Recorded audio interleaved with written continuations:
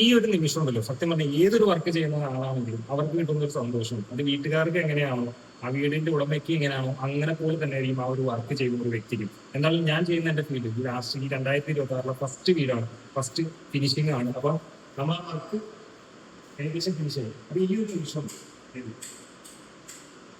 നമ്മൾ ചെയ്ത് കഴിഞ്ഞിട്ട് എല്ലാം ഇട്ട് കഴിഞ്ഞ് ഒന്ന് ചെക്ക് ചെയ്യലുണ്ട് നമ്മൾ. അവിടെയാണ് നമുക്ക് സന്തോഷം. കാരണം ചില ആൾക്കാർ നമ്മൾ ചിന്തിക്കാറുണ്ട് അവർക്ക് എങ്ങനെയൊക്കെ വർക്ക് ചെയ്ത് പോയാൽ മതി എന്നുള്ളൊരു മെന്റാലിറ്റി.